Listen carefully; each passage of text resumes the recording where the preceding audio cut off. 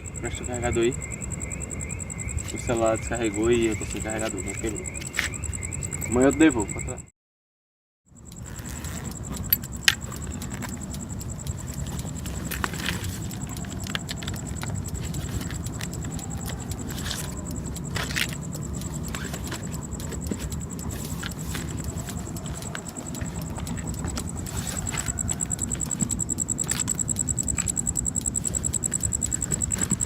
A few moments later.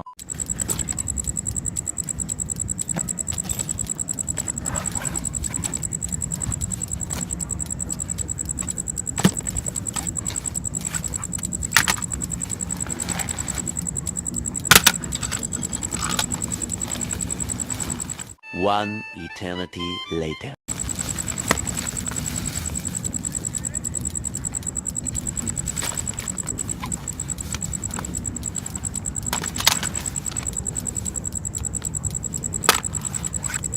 Achei.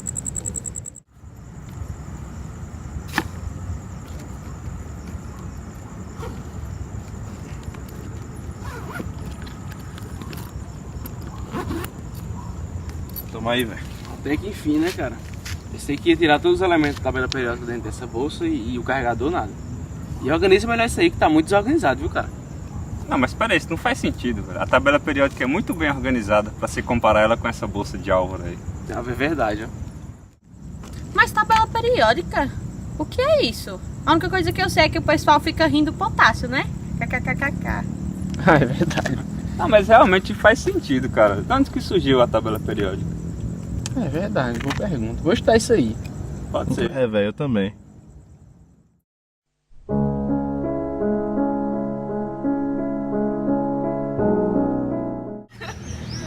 Sai correndo, pô. Sai correndo. Ai, E aí, gente? E aí, Breno? Pô, velho, tô cansadão, bicho. Por quê, velho? Ontem eu passei a noite toda dando uma olhada naquele negócio da tabela periódica que a gente deu antes. Também vi aquele de ontem, estudei um pouco. Tô ligado. Inclusive eu dei uma pesquisada até as origens da tabela periódica, velho. Bem bacana essa história. Sim, velho. E eles se basearam em que pra fazer essa tabela periódica? Não, porque é assim, cara, antes da tabela ser feita em si, eles partiram de ideias fundamentais, principalmente as ideias de Dalton, sobre os pesos atômicos, que foram fundamentais para a evolução da tabela periódica em si. Tipo, o primeiro cara que começou a teorizar sobre a tabela periódica em si foi um cara chamado John Oppenheimer, que ele observou tipo, a relação entre os pesos atômicos e algumas propriedades dos elementos químicos. E foi ele, inclusive, que criou as chamadas tríades, na qual ele fazia uma sequência entre 3 elementos, em que sempre o elemento central ele tinha uma massa igual à média dos 2 elementos que ficavam nos extremos. Outro cara bastante interessante para esse quesito foi um cara chamado Alexandre Champcourtois, que organizou os elementos em ordem crescente de pesos atômicos.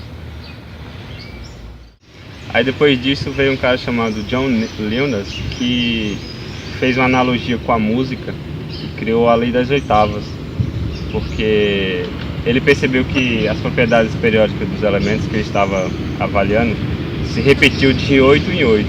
Aí daí surgiu então a lei das oitavas. Nossa, que massa. O cara associou um negócio que era de química, de ciência, com música. Sim, Maravilha demais. inclusive a música é uma ciência. Né? E depois disso ainda veio um cara chamado Odlin que complementou esse pensamento ainda. Porque o Odlin, ele avaliou, além das propriedades dos elementos em si, ele avaliou as propriedades dos compostos que esses elementos formavam. Ei, pô, mas e aí? Tu viu mais o quê? Tipo, eu percebi basicamente isso, que a partir do século XVII, tipo, entre o século XVII e XIX, com a evolução da ciência, meio que havia a necessidade de sistematizar o conhecimento naquela época. E por consequência disso, já que já se conhecia vários elementos químicos, surgiu então a necessidade de meio que organizar eles, para ficar tanto mais fácil a compreensão, de um modo geral, quanto um próprio desenvolvimento da química em si. Ah, cara, bacana, viu? Ah, legal, Giovanni, massa. Inclusive eu estava estudando e eu vi também que no século XIX começou uma busca por evidências que comprovassem a importância dos pesos atômicos para os blocos fundamentais da matéria, né? Teve um cara chamado, só para mencionar mesmo, um cara chamado Julius Walter Mayer, que ele até foi o cara que criou aquelas expressões que a gente usa, monovalente, bivalente. Sim. E esse cara, ele calculou o volume atômico, ele chamou de volume atômico, que hoje é volume molar. E ele tentou muitas vezes organizar a tabela periódica seguindo esse volume atômico. Só que não teve muito êxito, não. O cara mesmo foi Mendeleev. Esse cara, ele foi o que teve maior precisão em conseguir criar uma tabela relacionando a periodicidade em função dos pesos atômicos. Ele criou uma tabela em 1869 que ele levava em consideração várias propriedades físicas e químicas dos elementos e ele conseguiu relacionar muito bem essas propriedades. Ele foi tão brilhante que ele conseguiu até prever a existência de elementos ainda não descobertos. O cara foi impressionante. Os espaços vazios na tabela de Mendeleev seriam ocupados por elementos ainda não descobertos, né? Ele inclusive ainda deu nome e enumerou as propriedades desse elemento que ainda não foi descoberto. Ele, por exemplo, ele previu que existia um elemento entre o silício e o estânio, porque entre esses dois elementos tinha um salto não justificado de valores, então ele disse que ali existia um elemento. E posteriormente, que ele chamou de eca-silício, ele botou o prefixo eca, eca-silício. E posteriormente esse eca-silício se tornou germânio, que ele descobriu depois. Mas o primeiro elemento que Mendeleev previu que foi descoberto foi o galho. E aí, Álvaro, o que foi que você estudou? Não, velho, eu vi que depois disso a tabela periódica ela foi tendo uma sistematização muito mais rigorosa e o peso atômico ele foi trocado pelo número atômico, o que permitiu, através do estudo de Moseley, determinar o número atômico dos átomos de uma forma muito mais precisa. Inclusive, Mendeleev, aqueles científicos que vocês até já comentaram, ele ia cada vez mais, quando ele percebia as novas descobertas que surgiam, ele ia melhorando a sua tabela e fez ele até separar os elementos em subgrupos e grupos. E cada fato desse enfatizava cada vez mais que a classificação periódica é uma coisa de fato muito importante. Mas aí, algum de vocês estudou aquela questão dos gases nobres, como que eles foram inseridos na tabela? Pô, cara, eu li, mas naquela época não era conhecido como gases nobres, eles eram conhecidos como gases raros. E começou a ser, todos os gases demoraram um período para ser descobertos, mas começou com John Strutt e Sir William Ramsay, que eles descobriram o argônio a partir de alguns minerais e deram o nome de argônio porque, como é um gás muito inerte, e a palavra argônio vinha do latim, que significava aquele que não gosta de trabalhar. Posteriormente a ele, por exemplo, também foi descoberto o hélio a partir de outros minérios, só que diferente do argônio, ele já tinha sido detectado no Sol. Só que na Terra ele ainda não tinha sido. Caramba, aí, bacana, viu, Álvaro? E outra coisa, como eles são gases muito inertes, eles não reagiam muito. Ficava difícil definir o peso atômico deles e ainda mais difícil de definir o lugar deles dentro da tabela, que até então ainda era organizado de acordo com o peso atômico. Rapaz, Massa, viu, velho? achei esse negócio nítido demais. Inclusive, outro fato interessante é a respeito do grupo dos lantanídeos, que eles começaram a aparecer a partir de dois elementos que foram encontrados e isolados por meio de minérios, né, que são os elementos ítrio e sério. A partir desses dois elementos foi possível encontrar outros elementos que posteriormente foram chamados de lantanídeos, que tinham propriedades muito próximas uns dos outros.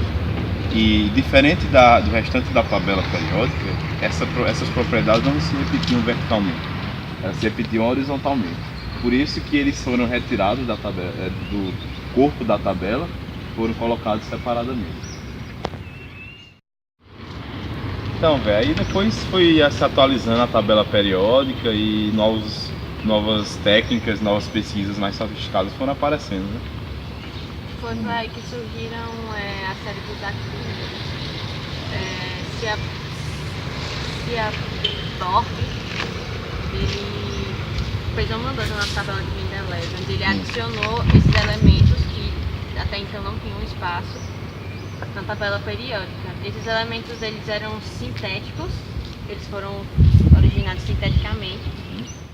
Eles eram criados pela fusão de dois núcleos atômicos e bombardeados por íons pesados. E eles também eram muito radioativos. Com o avanço da tecnologia, vieram os aceleradores de partículas. Nessa época, o elemento que tinha maior número atômico era o laurêncio. E eles queriam cada vez encontrar novos elementos para completar a tabela periódica. Só que esses elementos, esses novos elementos, os núcleos eram muito instáveis. E por isso eles tinham uma meia-vida extremamente curta. Mas mesmo assim, eles ainda tiveram êxito e encontraram os elementos de 104 ao 109. Os elementos sintéticos possivelmente venham a ser sintetizados, que tenham o número atômico até o 112, são os elementos de transição.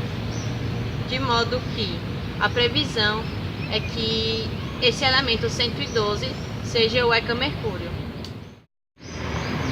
O sétimo período seria completado com 32 elementos, sendo que 23 deles já foram descobertos, 3 estão em estado de confirmação e 6 ainda são possíveis descobertas, já que os elementos sintéticos já são de certa forma previsíveis. Isso é que a gente acaba concluindo que quanto maior é a massa do núcleo, quanto maior o número atômico, mais difícil fica a questão das fusões nucleares, fusão dos átomos. Pô, velho, interessante o que você disse mesmo. Agora, quando chegar em casa eu vou estudar mais sobre essas coisas, porque eu tenho algumas dúvidas ainda pra tirar. É verdade, bora comer agora. Tá na hora de jantar já. Eu também tô com fome. Tô morrendo de fome. Verdade, não comi nada agora, tá? Bora lá. Valeu.